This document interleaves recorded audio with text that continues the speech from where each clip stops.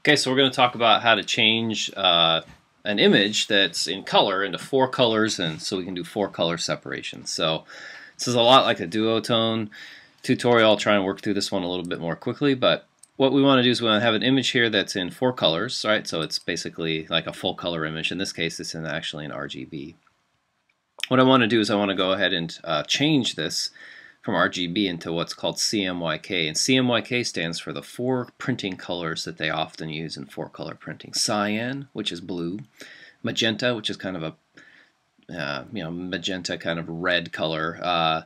Then we have yellow, which is yellow, and then we have K, which stands for black. So, and anytime you're in printing, K stands for black. So, just so I think they did it that way so it didn't get confused with blue, like B, So we're going to change this from RGB into CMYK. To do that, we go up here to Image, Mode, and it's actually already in CMYK. Good job for me. But if it was in RGB, you would see it checked here. So I'd go ahead and select it and turn it into CMYK color.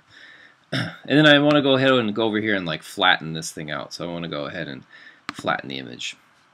I just have one basic image here. That's all that I would need, right? So if I go to my channels now, I have my CMYK channels, and I can actually turn these on and off and see what they look like,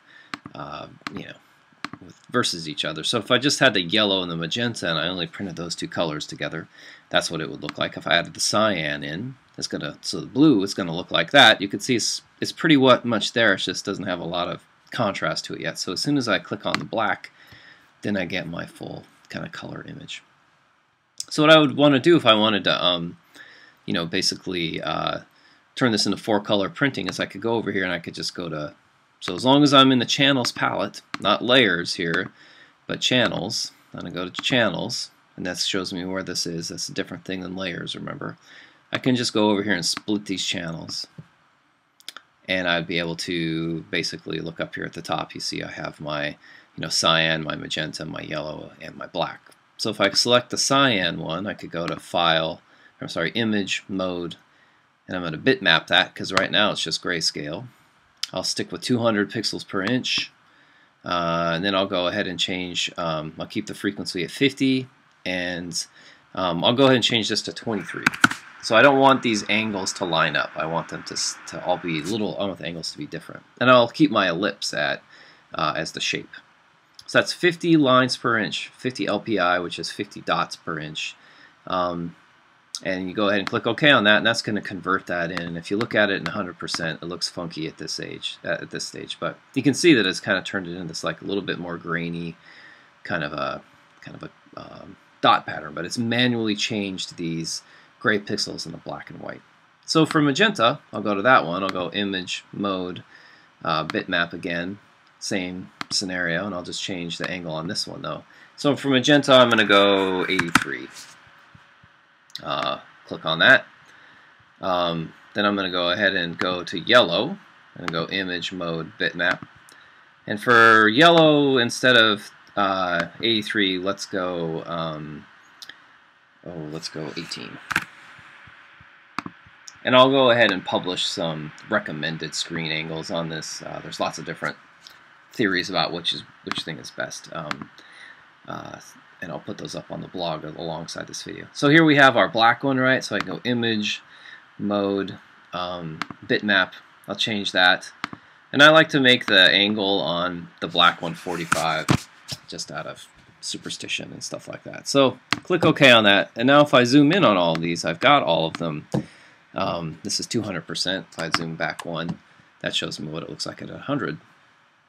So I've converted all of these into these dots, right? So now if I print out these separate, I can save these files, and if I print these out as separate layers, I'm going to end up with a little bit of sort of a different, I'll have the different sort of things that I need. And I'll go ahead and do a demo where I print this in CMYK and show you what it looks like. The one thing I would recommend that you don't do is make sure that you always work at the scale and the size that you want this to be in the final. So let's go ahead and open up another we'll open up another file. So if I go to image size here, I want to make sure that if I'm hoping that to print this thing out at 6 by 9 inches, that I go ahead and make sure that I work at that size. If I would rather this thing was more like 16 inches high, I want to go ahead and change that first. So I want to go ahead and change that to 16 inches high. Click OK on it. It's going to change it and convert it into a bigger file. Then I would go ahead and go into my go ahead and split my channels up and go through all that process I just did to change these into bitmaps. Because what you don't want to do is you don't want to take a bitmap image like this one.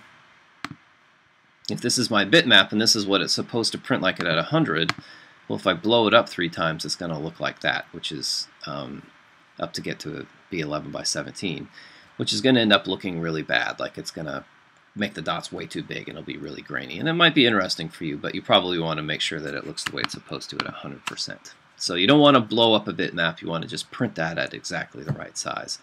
So I'll walk you through the printer exercise here in a minute and how to print these things out, and then we'll you'll be ready to burn them on a screen and give it a shot.